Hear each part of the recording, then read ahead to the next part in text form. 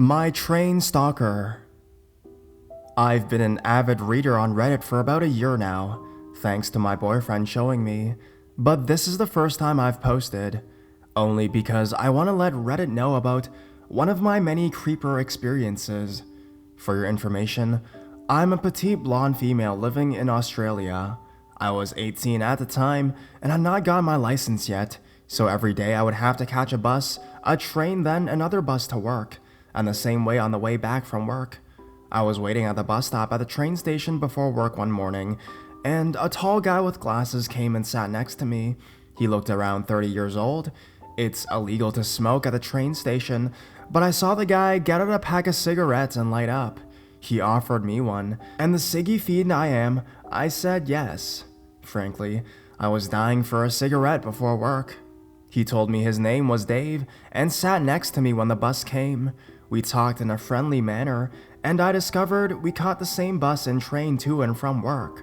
So nearly every morning, I would arrive at the train station, and he would be there waiting for me, often buying me Cokes from the cafe. This went on for 2 weeks, until one day, he rocked up at the train station in a car and offered me a lift to work instead. I accepted. He spent most of the car ride telling me how great he is at making girls orgasm. As soon as we got to my work, he insisted I give him a hug, which lasted for about a minute while he breathed deeply into my neck. Later that day, he came into my work around lunchtime and then literally bolting out of the store when the boss showed up. This is when I thought, this guy is actually a fucking weirdo. I told my maid about him, and she insisted that she take me to work for the next week. About a week and a half later, I had not seen him at the station at all this week. I hopped onto the train. It was dark outside, and the train was empty. He came in holding a laptop he usually carries. He immediately sat right next to me. I just tried to be distant, but friendly enough, knowing my stop is before his one. And as it came to my stop, he stood up, got off the train with me. I said, don't you get off at Willard's station? And Dave said, nah, I'm meeting a mate today at that pub you told me about. My stop is the one before the pub, so I knew he wouldn't get off at my stop unless he wanted to walk for about 20 more minutes. It was at this point he opened his laptop and proceeded to show me pictures of me in his laptop, probably stolen from my Facebook, and tells me he has done unforgivable things looking at them while staring at my face to see my reaction. I could only reply with, "Ew, what the fuck, Dave?" He then got on my bus. All I wanted to do was get home. As the bus finally arrived at my stop, I jumped off and started power walking. "Hey!" I turned around and see him walking towards me again. At this point, I'm really freaking out. I try to put on my brave face and say, "Why did you get off at this stop? I told you the next stop will take you to the pub." He just starts walking next to me, mumbling an answer. I can see my house at this point, but I don't want him to know where I live, so I just say, "My house is down this road," and I point to some random ass road. He then asked if he could see my house. I said I was busy, and power walked down the street, phone in hand, the police number already dialed into the keypad. I could hear him yelling for me to give him a hug, over and over. I just started jogging, and took a shortcut through some bushes to get home, never looking back. That was the last time I caught the train from work.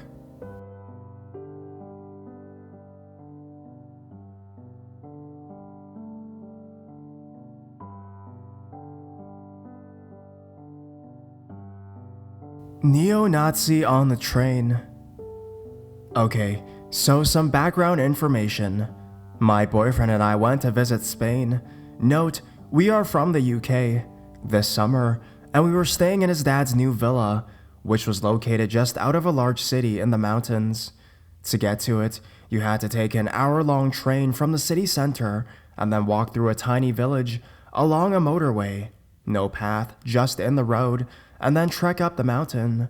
It was a very quiet area with very little light if you were around there at nighttime. So one evening, we were riding the train back from the city after getting some dinner. It mainly stops at little villages once it leaves the city, so it was never particularly full. We stopped at one of the first places out of the main city, and a man got on. He walked slowly and just had that creepy vibe about him. There were plenty of spare seats in our carriage, so my boyfriend and I were sitting opposite each other in a 4-seat booth, and both of us had bags of food on the seats next to us. The man stopped next to us and looked at the seat next to my boyfriend. Being the polite man he is, my boyfriend moved the bag of food on his lap, and the man sat down. He was well built and wore a Screwdriver t-shirt, which I have since been told is a popular band with neo-Nazis, and generally seemed quite intimidating. As I was sitting across from him, I had little choice but to look in his general direction. I started noticing that he was looking at my boyfriend in a less than friendly way, and his breathing was quite heavy. I was shaking at this point, and as I'm generally a nervous person, and this was my first time out of the country without school or parents, not to mention the fact that it was very late at night. He then started playing strange videos on his phone very loudly.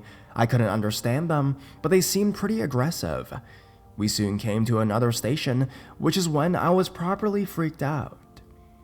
A family was sitting on a bench just outside the window, and this creepy guy leaned right over my boyfriend and did a Nazi salute to them and barked something in Spanish or something like that. We sat there for about 20 minutes, my boyfriend looking out the window, creepy guy staring at him, and me frozen in my seat staring at creepy guy. I was terrified about him getting off at our stop, as it was so remote and dark. Luckily, he got off at the stop before ours, but in one final act of creepiness, did a Nazi salute to us and walked off. Needless to say, the walk up the pitch-black mountain was not an enjoyable one afterwards.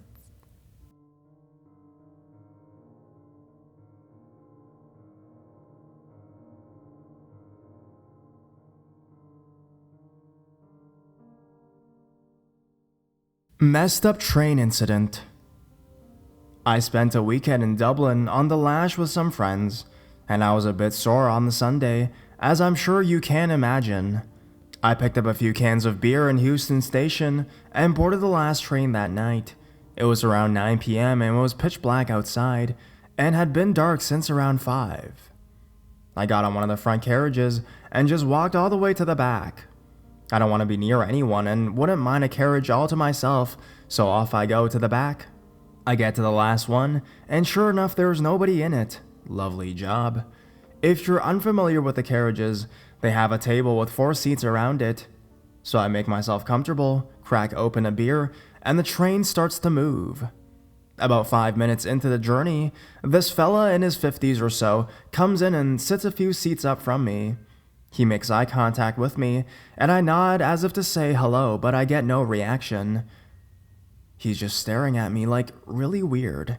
His eyes are fairly large, as if he was mad in the head or something. I look away anyways, and just try to focus on the outside of the train, hoping that he'll either go away or just stop looking at me. I go into my bag for a book, hoping that'll give him the idea that I don't want to fucking deal with the cunt. My bag is on the floor, so I bend down and root around in it to find my book. And when I sit back up straight with the book in my head, he's sitting down at the table right across from me. Every hair on my body stands up at this point. I'm not even joking, like, I'd say the look I had on my face must have been hilarious. He was there across from me with a big stupid look on his face. "Well, how are ya? Have you any sisters, have ya?" I say I have, yeah, I have one sister. "I bet you'd love to fuck her, wouldn't ya? Does she have a smelly pussy, does she? I bet she does, yeah." He says that to me really quickly with that deep, dirty voice. So obviously I'm dealing with a fucking nutter of some sort, a demented pervert. If you think I'm gonna let anyone talk about my sister like that, you're wrong. Take that back. I don't think those sorts of things because I'm not fucked up in the head. I'm not quite sure why I said that. I probably just have got up and left, or just told him to fuck off. He says sorry, and sits there in silence, looking at the window, then me, then the window. He looks at me like he's really staring at me, like studying me, thinking of something. It's quite clear. A few minutes go by, and I'm fucking dying for your man to come along who checks the tickets, because I did not think there were many people on the train to begin with.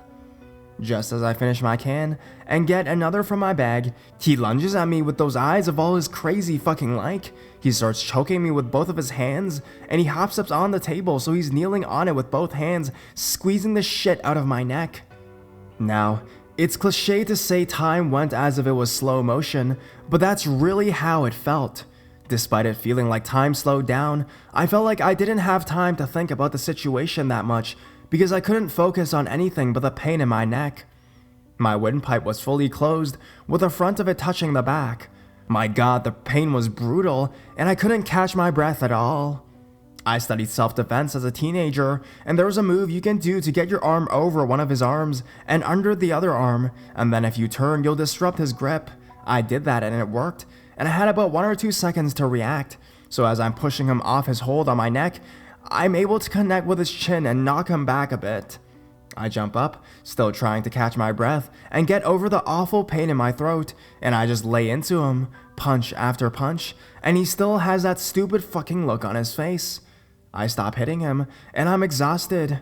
Heart is going 90, so I sit back down across from the table where we're just talking. He gets up and goes into one of the other carriages, and I'm in disbelief. Did this really just happen? I go to the restroom to clean myself up a bit, and I come back to my seat. The ticket person comes around, and I let him know the story, and I give a description of who did it. The ticket person asked if I can point him out, and I said I could. So we walk to the carriage, and I see him sitting across from a group of girls, and I point him out. He has his back to us, and the girls see me pointing him out, and they recognize something's up. The cops are called, and they're waiting at the first stop. I go back to my seat, and the ticket inspector stays there watching that man in case he moves. He tells me to be ready to meet the cops when the train stops, and I tell him I'll stay put, and they can come and get me, and he agrees.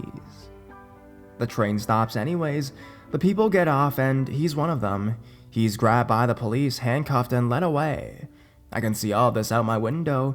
Because he got off the train, he started to walk up where I was. Everyone who got off the train was leaving that way.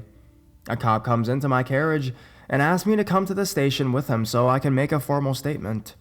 This is my last train though, so if I do that, I'm screwed. He says he'll ensure that I'm brought home safely after I give my statement, so I do that. I explain the whole story, and true to his word, the guy who took my statement drove me all the way back to my front door. I never found out what happened to him, because I moved to the States after the incident and I never followed up with it. I haven't a clue who the fuck he was or what his deal was. It was just a very strange experience for me, and I'm glad I was able to defend myself with one of the only moves I remember from self-defense. When I think back on it, it's as if it was a different life or something. It's just so bizarre, and I never thought anything like that would happen to me.